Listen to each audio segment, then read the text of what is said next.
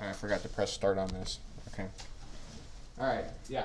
I was going to say that it enacts it in the fact of the cesarean birth of Macbeth, but then verifies it in the fact that Macbeth tries to escape the witches who are feminine, but ultimately their prophecy leads to his death. That works for me. I think there's a number of ways that that she sort of weaves in and out of, and you can kind of pick one. The point is that the utopian fantasy is this world without women where men are all self-determining, forever rigid and upright, and that's sort of what happens in the play, but it's sort of what doesn't. It's what the play says can happen, but it kind of happens. It doesn't happen for the characters, but it happens for us. So says Adelman.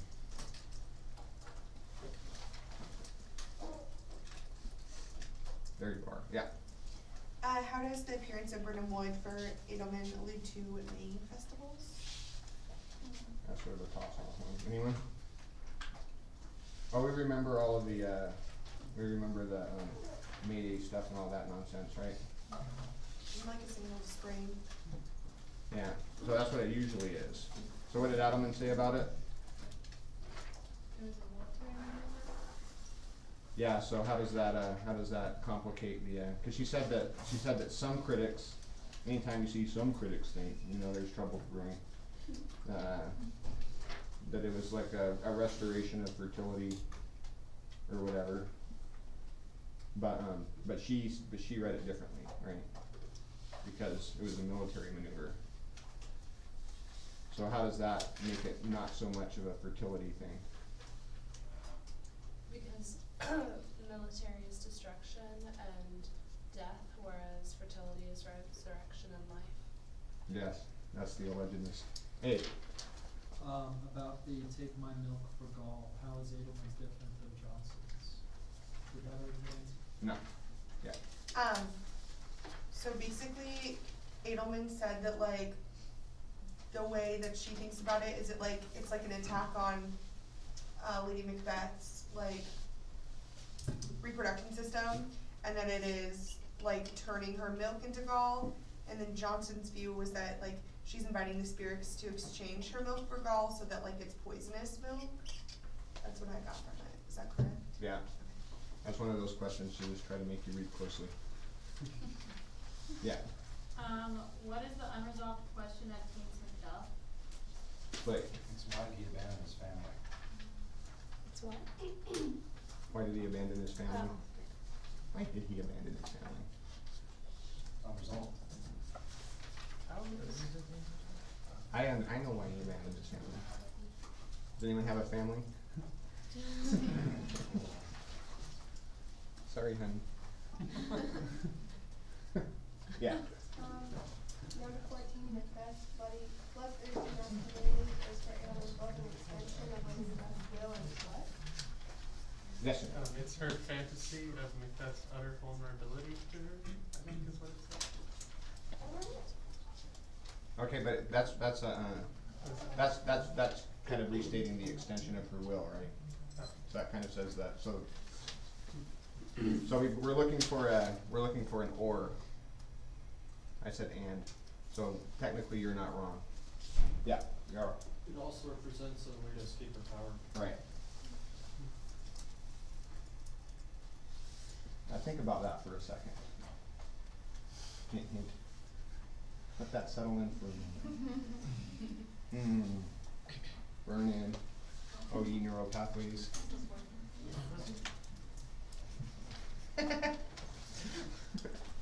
Okay, now that we've burned in nothing deep into our neural pathways, anything else?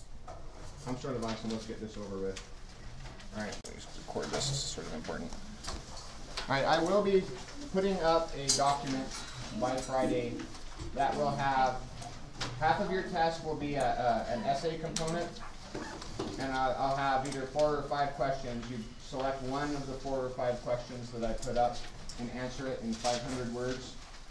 In an essay. I'm an English teacher, so write well or good, depending on. So that'll be half of your test, and it'll be the idea will be that you'll want to use some stuff from you know, one or more lectures, from one or more of the secondary readings, and then so and I'll sort of mix it up a little bit. So the example I've been giving is the what might well be up there is, you know, use Northrop Frye's argument of comedy to explain what's going on in Macbeth, because there's a lot of similar things. There's a green world. You're entering an eternal realm. It's just it works like a comedy, but it's different. So you would use that, and then use some stuff from lecture, and then of course the text, and it'll have specific instructions on there, and they'll turn that in at the beginning of the midterm. The rest of the midterm will consist of passage identifications, short answers, and short paragraph answers of the kind that you've been seeing in class. Yeah. Will the passage identifications be from quizzes that we've already taken, or will they be? All right, they won't neither. Oh. Some of them will be, you know, directly from the quizzes. Some of them will be directly from class. And sorry, I gotta turn this on while I'm answering. But the thing to do is that you know, like, so there'll be a chunk from on a quiz, and that chunk will be part of a larger chunk. So maybe, you know, like the answer to one that was on a quiz. So when you're studying, study the blocks that are on the quizzes, but study around them. Get that whole conversation down. And then and there'll be something, and then the extra credit will be, you know, some kooky, you know, just stuff from the lectures, you know, like explain the somatosensory homunculus, you know, something like that. So that's just for extra credit. You're not required to know it, but it'll help if you do. Yeah. Passages will be strictly from the plays, though, right? Oh yeah, absolutely.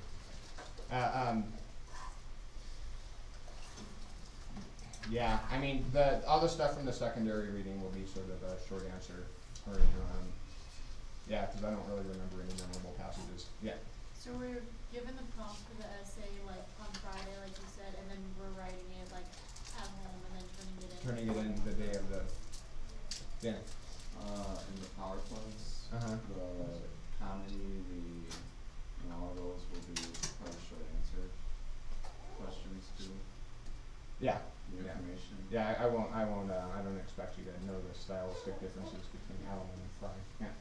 Could you put up, like, not necessarily with the answers, just the quizzes we've already taken in case we've been absent, so we can see quizzes that we might have missed? Will you email me and remind me to do that? Okay. Yeah. It's on Wednesday? Yeah.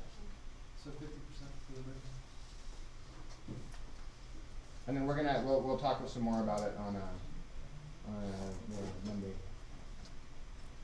All right. Now we're going to watch some. This is from. I think it might be. It's not the best movie, but I think it might be my favorite movie. It's Dr. Strangelove by Stanley Kubrick. Pay attention.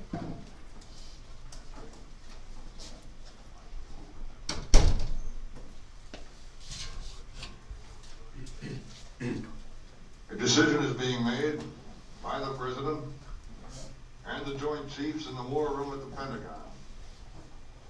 And when they realize there is no possibility of recalling the wing, there will be only one course of action only. Total commitment.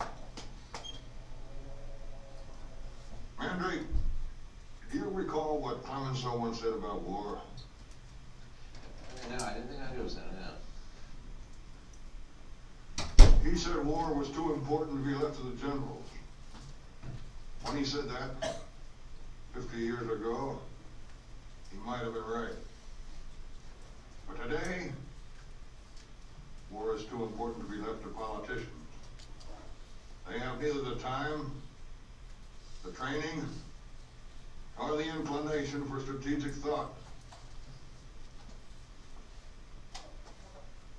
I can no longer sit back and allow communist infiltration, communist indoctrination, communist subversion, and the international communist conspiracy to sap and impurify all of our precious bodily fluids.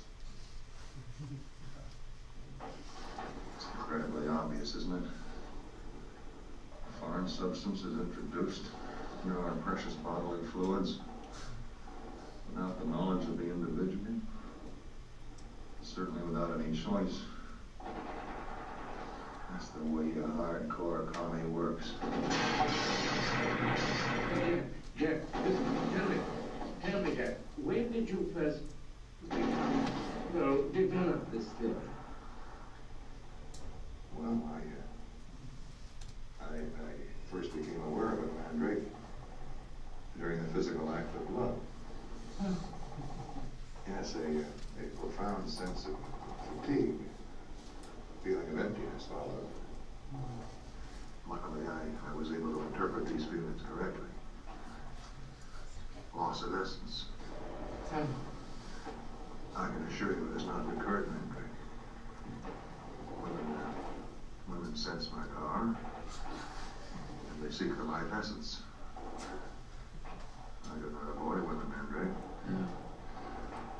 But I do deny them my essence. Yes.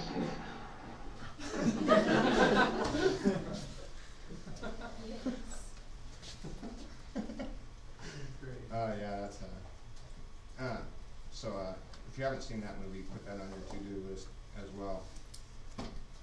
So this actually, believe it or not, relates in a happy, total random coincidence. Had a interesting, that last bit was interesting, it was interesting. One of the interesting things was only two of you, even though more of you got the question technically right, only two of you knew what the witch did to revenge herself on the sailor's wife. Something about a ship, something about a rat, storm, delay, sleeplessness. But let's take a quick little gander.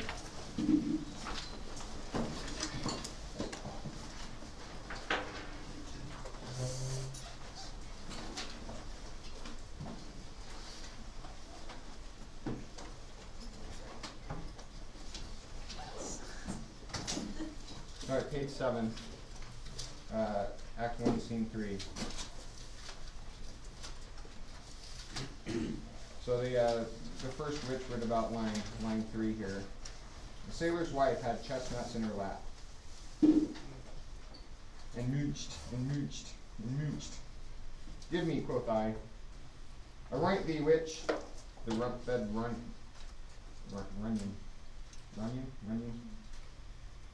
Anybody? Cries. Her husband's to Aleppo gone, master of the tiger, but in a sieve all thither sail, and like a rat without a tail, I'll do. Alright, so the footnote says nothing. This is why we should have got the art in. So I'll do means different things, right? So I'll give thee wind, thou art another, and I another, and I myself have all the other, blah blah blah blah blah. In the shipman's card, I'll drain him dry as hay.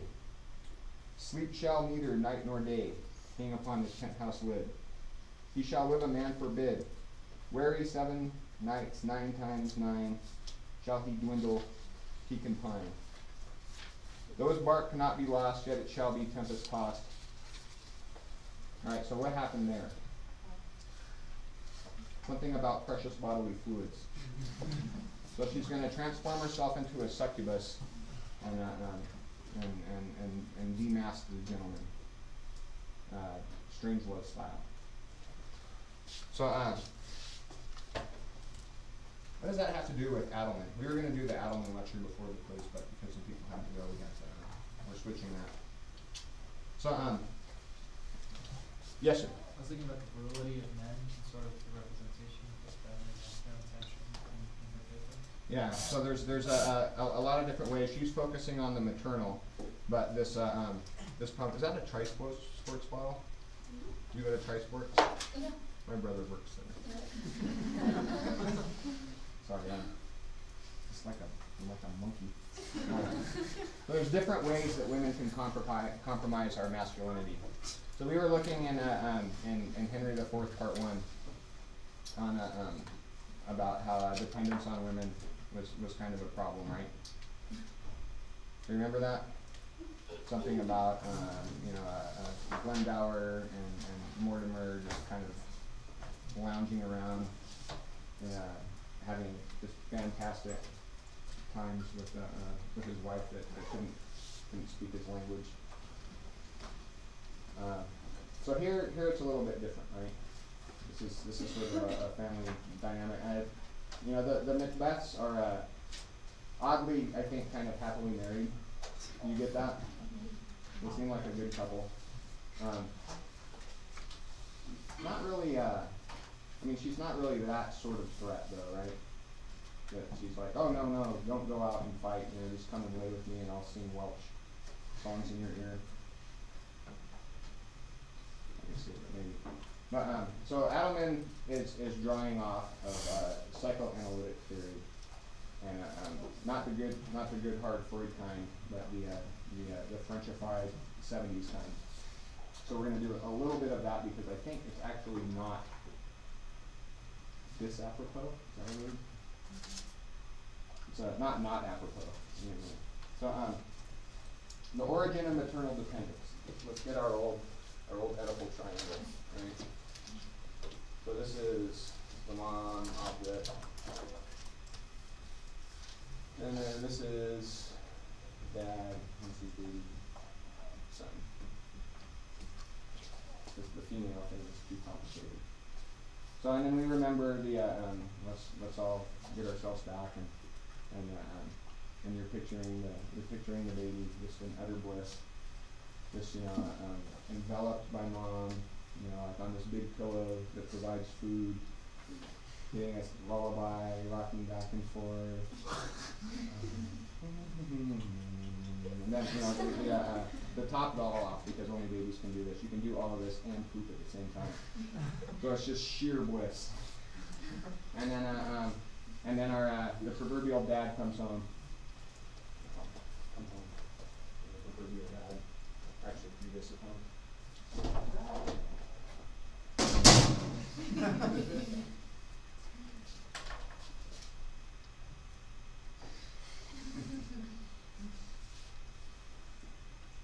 No!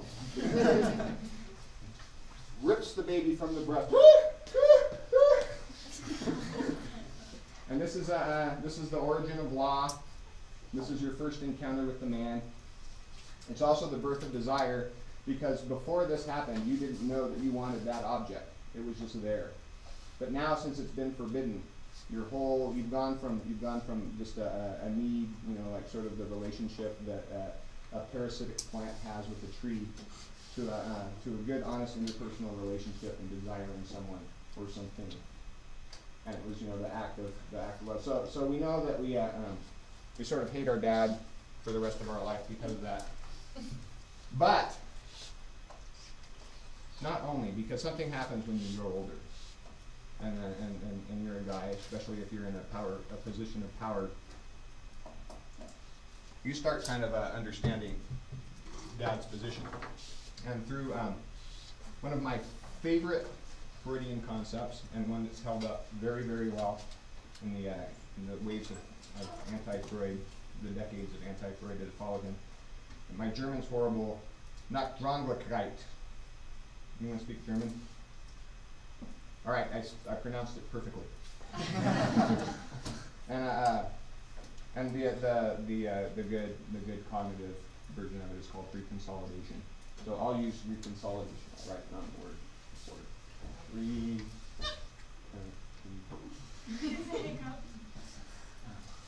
Sol.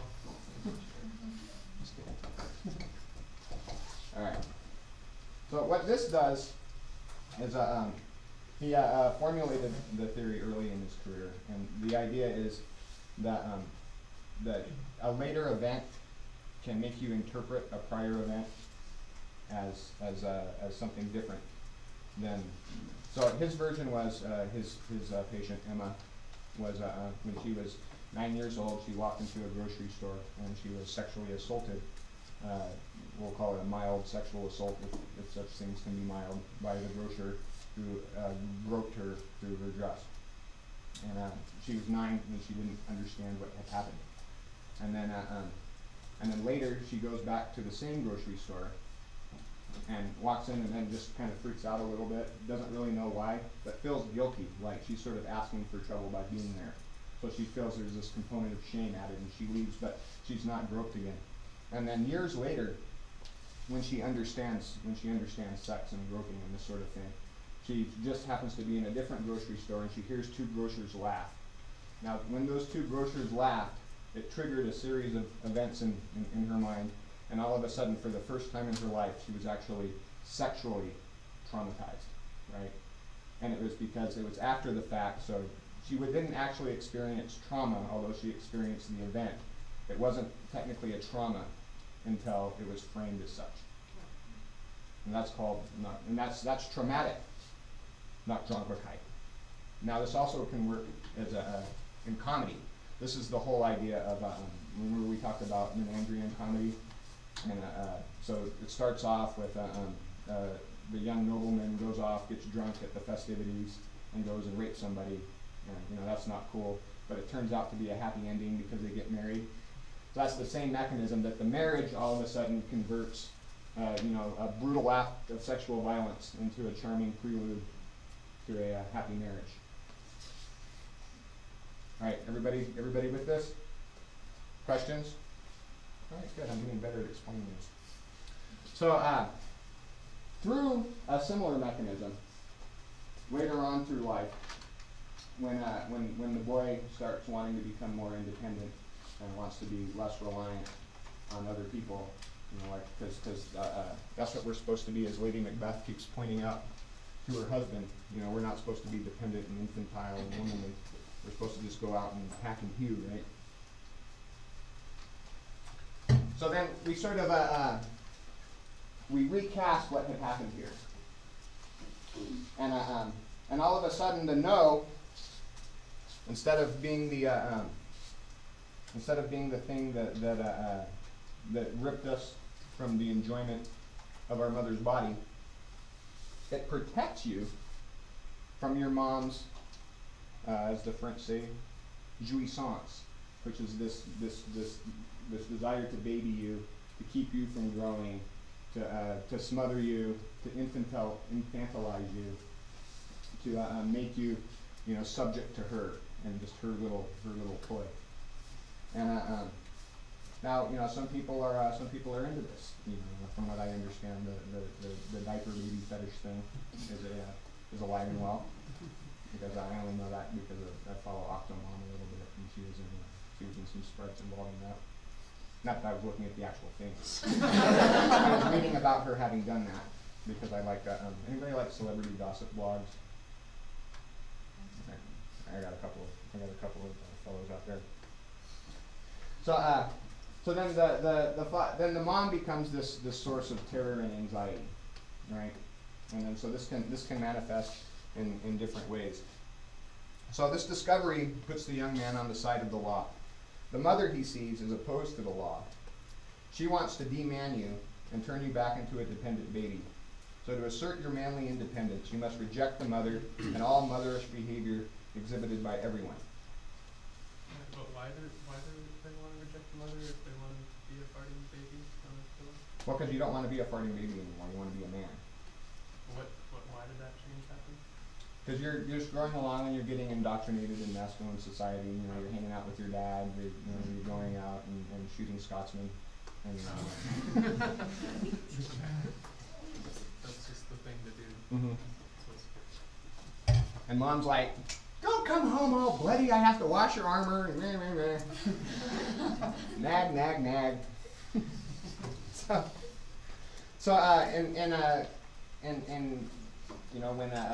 When comet reconsolidation is at work, the maternal realm is where law and reason, et cetera, are suspended, and lots of fun's to be had. So think the green world of the Shakespearean comedy, right?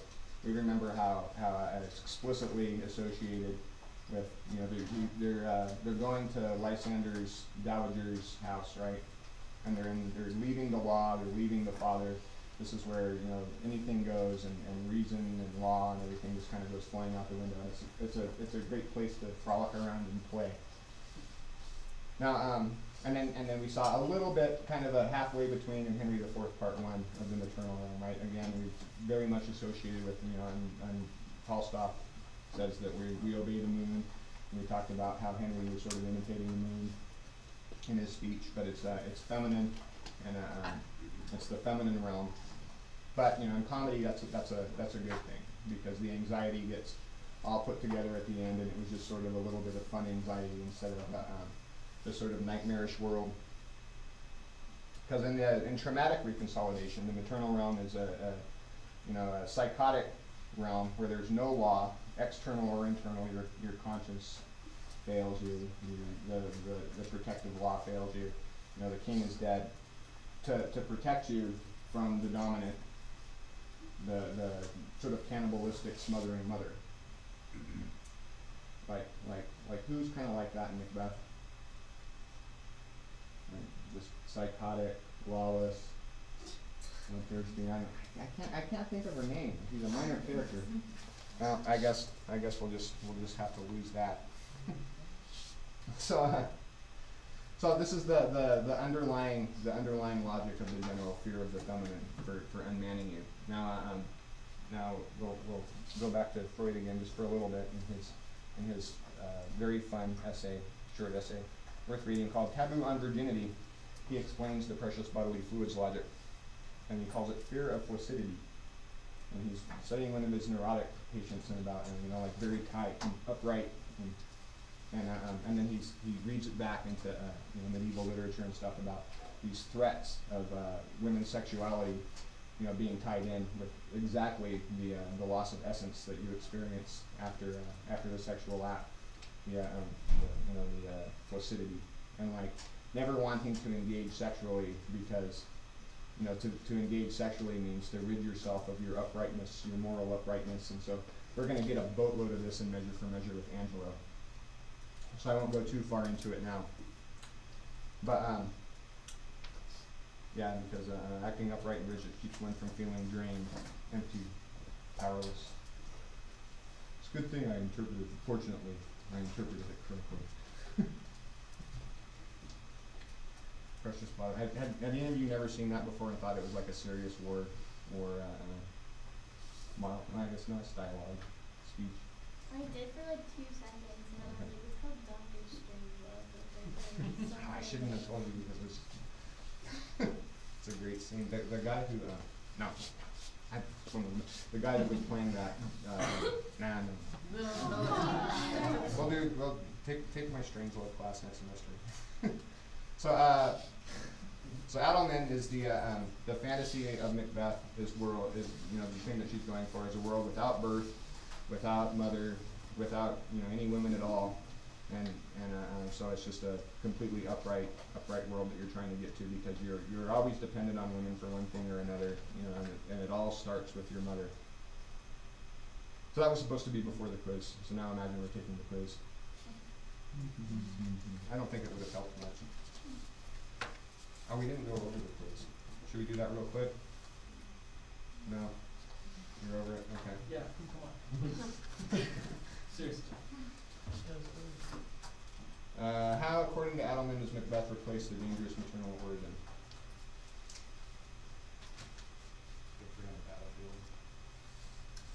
Yeah, like hacking and hewing your way out.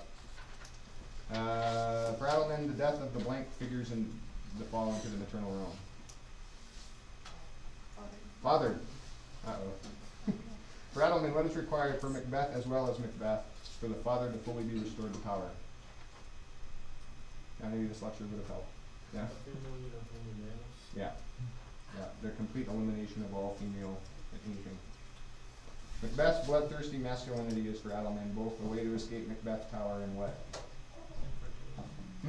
Infertility? Skip the will? No. No, it's a desire. Yeah, extension of her will. According to Adelman, how does the play deny the fantasy of the escape from the maternal matrix? Kill Macbeth when he dies. Sure, that'll work. Any others? Alright, one person got it. How does the play also enact it? Other women figures die. Or not die, but like, they're not in the play. Yeah, that'll work. Prophecy? Maybe. Depends on how you sell it. It all depends on how you sell it. All these depend on how you sell it. This is the vague world of theory. So all you have to do is just say it's ambiguous. It's the sliding significance of the signifier.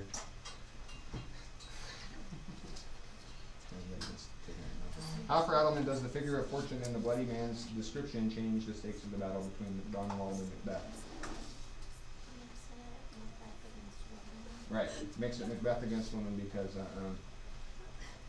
there's something about Fortunes are found in the rabbits. yeah, and she's rebels for. She's a rebels for. Yeah, which sounds pretty cool. What for Adelman qualifies and questions Macbeth as an example of healthy masculinity? Yeah, abandons his family. You could also say something about his mustache. For Adelman, how does Macbeth's evocation of the Tarquin of Lucrece myth affect how this has been on every test, right? So affect how we're supposed to assess Duncan's masculinity. His vulnerability feminizes him. Right. Any version of that's good. For Adelman, what real power do the witches have? Okay. So we've got to go back to this Ding Dong Malcolm. So back to Act 1. Scene 2. We won't be here long.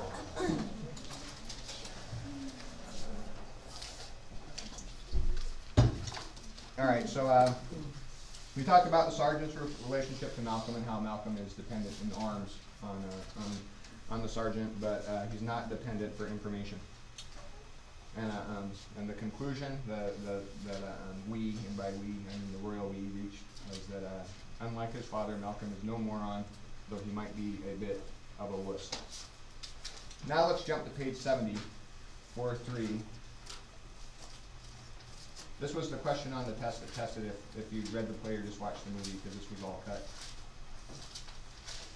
This is that really weird, the testing of Macbeth. So this is the scene that parallels the one we looked at. Remember when Duncan's, you're like, man, I really can't read people well. I have the absolute trust in the old Thane of Cawdor. I don't know what it is. I just trust people too much, you might say. Macbeth, oh worthiest cousin. And so we all chuckle. So this is the mirror scene of that, right? So here comes his man at arms, his sort of the guy that will be the extension of his sword, much as Macbeth was for Duncan. Approaches him under suspicious circumstances, and Duncan, we know, is too naive to see Macbeth as a problem, and Macbeth shows up, and so just look, how does Malcolm welcome him? Open arms? Worthiest cousin? You say worthiest cousin? No. Yeah, just keeping things somber, keeping things sort of distant. Do we get the idea that he mistrusts him? Yeah. Yeah, let's look at around 15. All right, we'll start at I guess it would be 14. We have not touched you yet. I am young, but something you may deserve with him through me and wisdom to offer up a weak or innocent lamb to appease an angry God. What's he talking about there? Anyone? What page is this on? 71? 4-3.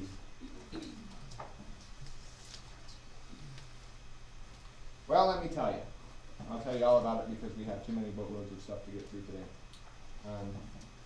Unlike Duncan, Malcolm doubts him and gives him this interesting test.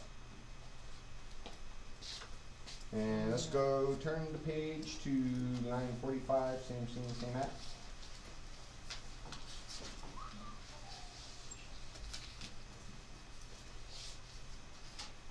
Okay, so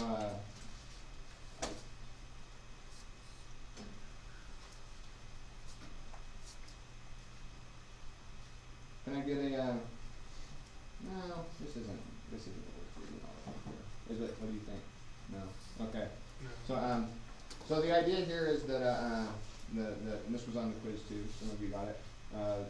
Malcolm's, you know, Macduff's like, well, we need to make you king. And Malcolm's like, well, you think you have problems now. You know, you should see it if I'm in charge.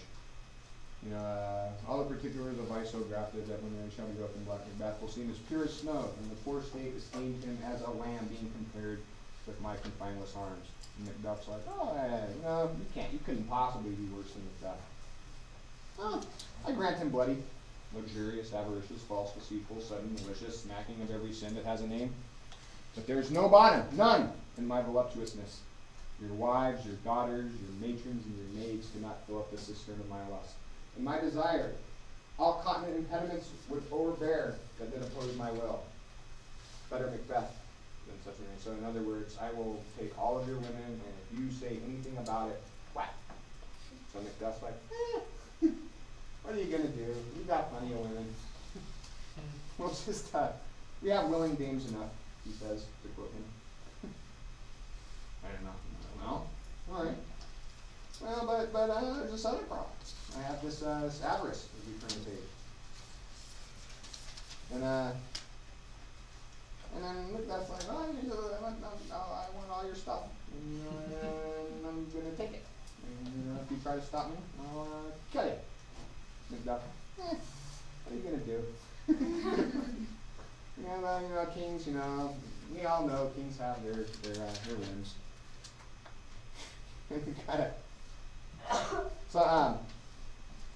So the basic message is how would we sum up the basic message of all this? It's what's he asking for? All right, think of it as a test. He's trying to see if he'll get upset, and then if he gets upset, then he knows that he's not trying to lead him to Macbeth, because he'll like run off and do his own thing. So he knows that he's a noble and trustworthy person. Yes.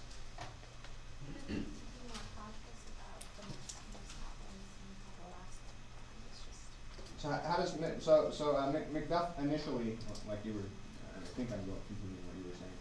So Macduff initially is like, yeah, cool, whatever. But then in the end, what's his final reaction?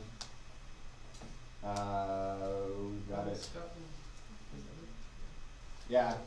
So about 103, fit to govern. No, not to live. Oh, nation miserable, with an untitled tyrant, bloody scepter, blah blah blah blah blah. And so he just breaks down. You know, he's a big emotional Scottish guy. Breaks down, crying, we're hopeless. You know, we have to choose between Macbeth and you. And, wow. And then Malcolm's Malcolm's confession of his unspotted virtue. You know, as Adelman pointed out, you know, very interesting that, you know, why does he have to be a virgin? And can he just not have any avarice and covetousness? And why does he put the emphasis on his virginity? What would Adelman say? What would Adelman say? What would Adelman say? Tainted by women. Yeah, you know, I've never. All of my precious bodily fluids are intact. They sense my power, but I won't give it to them. So the test tests for not unconditional loyalty, right? That is exactly what Malcolm does not want. You see what I'm saying? Because if he was, then the response that Macbeth finally had is exactly wrong. But it's clear that was the response that he was trying to get. So what's the problem with unconditional loyalty from your things? Or whimsical loyalty? So we've got these two kind of fundamental ways of relating to the world. You know, in economics, we talk a little bit about this. You've got the kind of social way of relating to the world. So think the good example is, think you're at Thanksgiving dinner at your in-laws, or your boyfriends or girlfriends or partners or whatever, and there's a big huge meal, it's delicious, turkey's off the hook, pie's off the hook, you know, everything's good, and then at the end you get up, loosen your belly, pull out the wallet, like, how much do I owe you for all this? right? Faux pas big time, right? So because what you're doing is you're taking the personal social interaction and putting it in the economic realm. And it's the same thing like you know, like you meet Miss Wright and she sweeps you off your feet and takes you out to dinner and you go dancing and you have a magical night together, and in the morning you wake up and she's gone and there's $500 on it, you know, a nightstand. You know, like that changes the dynamics, right? So the weird thing is the social relationships is governed by maternal logic. So we don't always act in our best own explicit economic interest in social relations, right? And so it's sort of irrational from an economic point of view, right? It's irrational to not accept my money because you made Thanksgiving dinner, right? So this has to do with the maternal. Now on the law side, with no women and everything following rules, you don't follow me because you love me or because I'm the king and you're the thing and you don't know why. You better know damn well why you've got my back. You've got my back because I'm virginal. I'm the purest, most pristine king that you could possibly have, and that's why you should serve me, not because of the bloodline or anything, because all of that's just weird. You following? Okay. Fabulous. All right, enough of Malcolm. Back to scene one. The eternal vortex. Scene two. Sorry. So this lovely captain, the bloody man's description of Macbeth and everything, right?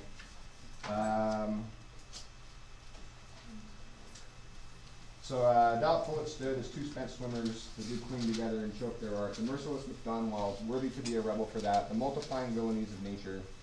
All right, so he's got the merciless MacDonwald and the multiplying villainies of nature. So he's going against MacDonwald, nature, fortune, who's rebels for, but all's too weak for brave Macbeth.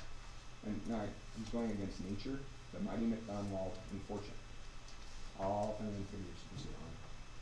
So like Valor's minion, carved out his passage, so he's on Valor's side of Adelman, carved out his passage like giving himself a cesarean section, or his mother a cesarean section for himself, right?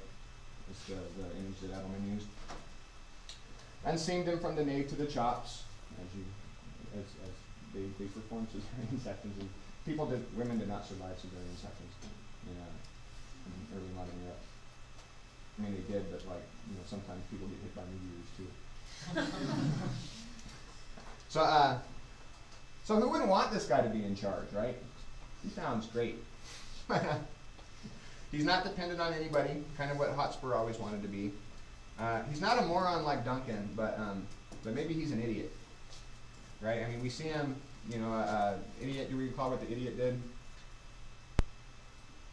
So what was the moron's problem? What was the moron was the person that blindly believed in so was the guy standing at the pedestrian light in the middle of the night with no cars anywhere, waiting for the light to turn, right?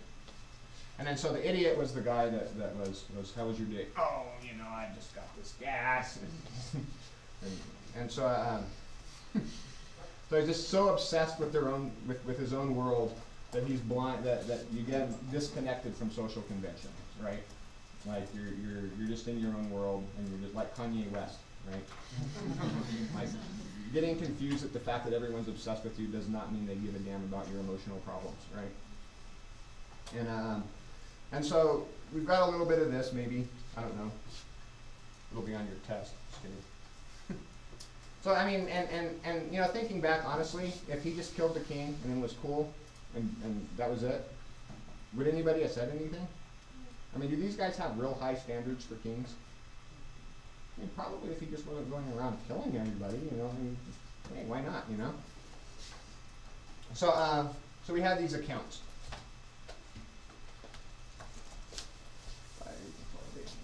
Covering way too much. We never should have watched that movie. So we've got, and this is at the beginning. We have the accounts. Duncan. What does Duncan owe? What does Duncan owe Macbeth? So Duncan owes Macbeth for arms And he owes Malcolm, etc., for knowledge.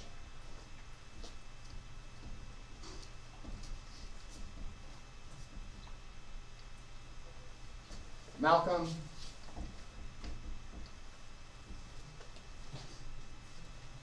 who does he owe? Somebody's bloody on his account. Maybe the bloody man. You owe the bloody man something? Yes, he does. His arms. He was protected. You don't get the feeling that Malcolm can protect himself for arms, but nobody for knowledge. And Macbeth,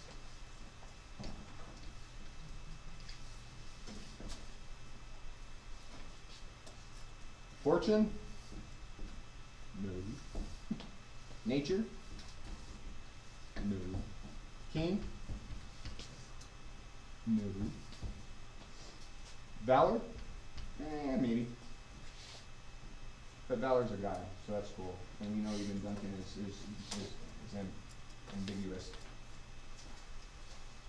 So why is this not a good thing in this situation? I mean, he's essentially in the same position that Hal was at the end of Henry IV Part 1, so why isn't this good?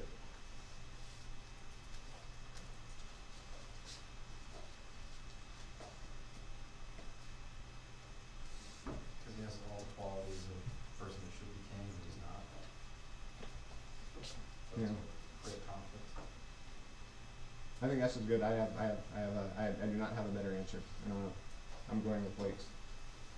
All right. So now we're going to do a quick detour into the world of behavioral economics. Why do we engage in dishonest behavior?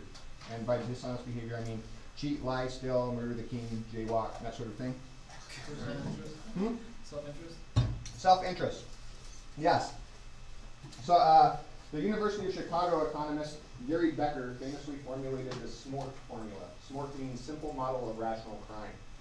Now, according to the SMORT model, we all perform a quick cost versus benefit analysis at every opportunity, and if benefits outweigh costs, we lie, steal, cheat, murder the king, etc. Now, so under this, in this world, if there's an unattended old blind lady with a big bag full of money, just picture the old bag with the big dollar sign on it, in the woods and no one's around, and you go by, she's in trouble, as long as you feel like you can beat up an old lady. But the problem with that is actually going under. It's being retaught right now, because do all of you? I'm sure some of you do, but do all of you cheat, murder, etc., at every conceivable opportunity? Yes. A couple of us do. But for the rest of us, for the rest of you rather, in Freudianese, we have to factor in the cost. In the cost-benefit analysis, we have to factor in the abuse that our superego will give us, even if no one else does, our conscience, right? And so in cognitive psychology lingo, we cannot overtly compromise our self-concept of being a good person by being unjustifiably bad. Excluding sociopaths, everybody has to more or less negotiate with this. So we think of ourselves a certain way, and we don't want to do acts that break that. So and then we have two options, right? Is we can not do the bad acts, or we can form these fabulous elaborate justifications for it, and what do most of us do? Yeah. So Dan Ariely, I'm saying that wrong. He's a famous behavioral economics guy.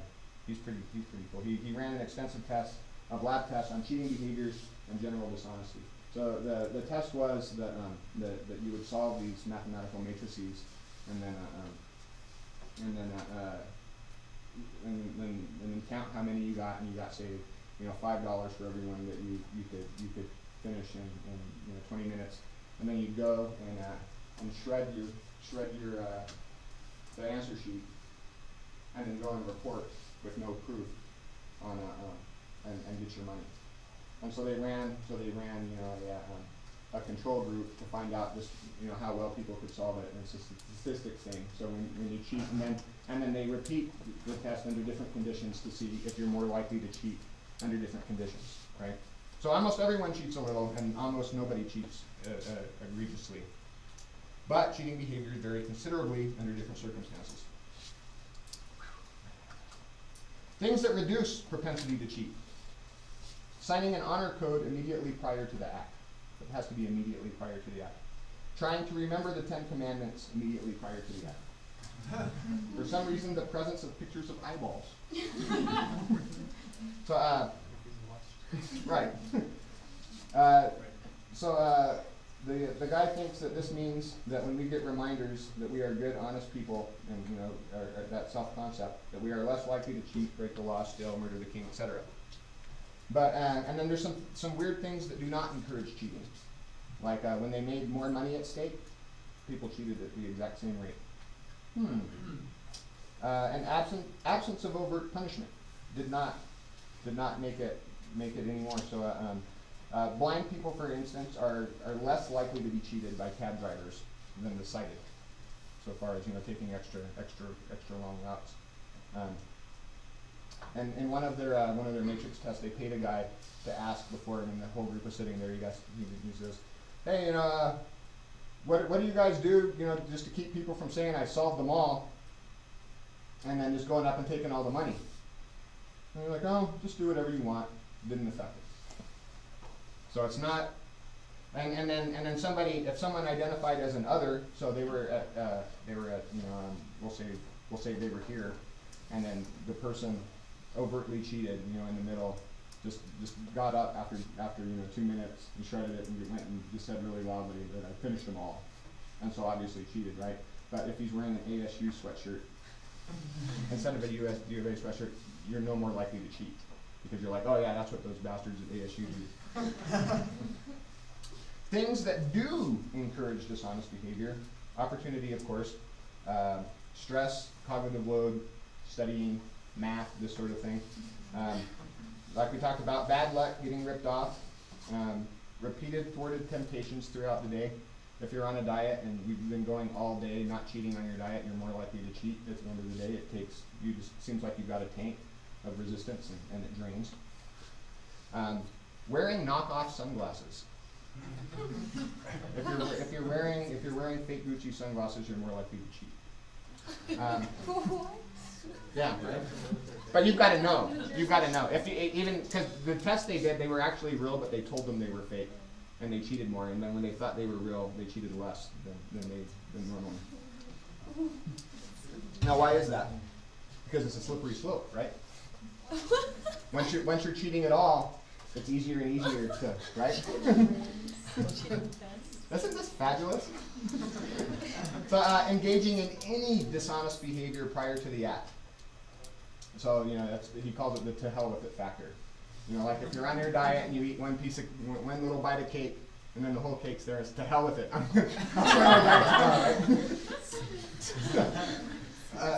So this is great.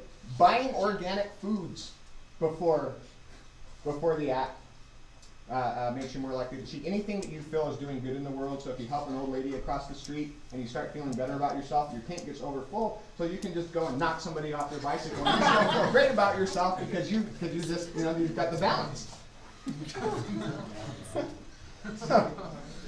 But you think about this, right? So this is like why like priests and like leaders of the people and all this stuff do the most egregious things, because like their brains are just like, I do so much good, can I just not touch a boy? Yeah. I'm married to a Catholic, so I can't go too far in on that, but and then the big thing is cheating on behalf of someone else. So if you cheat to help out your sister, you'll cheat way more than just to cheat to help out yourself, even if you don't get any profit from it. So why is this? It's altruistic cheating. This is great. So this is the way that you can cheat and still even feel better about yourself than before. And this works with collaborative cheating too, like the effects. So the idea is that if we can maintain our positive self-concept, or as Freud would say, we can justify our actions to our superego and engage in dishonest behavior, we will. Even in the absence of direct profit to ourselves, we will behave just as dishonestly as we can justify. And and then it becomes just a matter of what you can justify. So We're running out of time with the best. I'm gonna start planning. It's those quizzes. We need to get rid of those quizzes, don't you think? So, what are some ways that we can justify our dishonest behavior? If the return is greater than the cost. Okay, but let's just give some concrete examples of like, of people that we know. Not us, but people that we know. So, think of some. What's that? Rationalize. Yeah. So like, give me an example. Like, all right. So say I work at a CD store and that buys used CDs, and there's this glitch in the computer system that allows me to say that I bought 6 copies of Kanye West, but I didn't really, and then I give imaginary money to someone who didn't sell them to me, and I just pocket it. And then, but that's just what everybody does, so that would be the everybody's doing it justification, right? Or say, you work at a... That was pretty elaborate. I was gonna say you work at the same video store and they're like, they won't let you work full time because they want to pay you benefits, so to make yourself feel better, you steal CDs because you're like, they owe me. Exactly. You're exploited, man. Yeah. Hey. What if your girlfriend doesn't put out and you decide it's okay to cheat? Exactly. It's like, hey, I've got needs, man.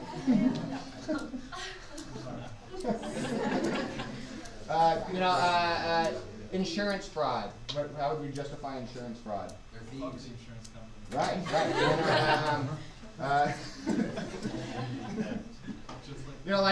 As it was explained to me that if you rob a bank, you can't actually rob a bank because the money goes back to the banks. It's just a real low interest loan.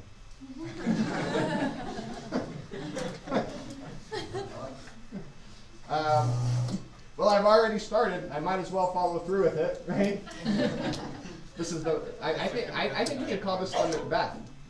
It's like the diet one, but it's the Macbeth. Well, you kill one king.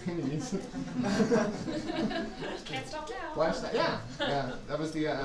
There's a Futurama on that. That was the other clip I was considering. I did this, and this isn't as bad, so I might as well do this one. Yeah. The slippery. I'm wearing knockoff sunglasses. I mean. Going to hell anyway.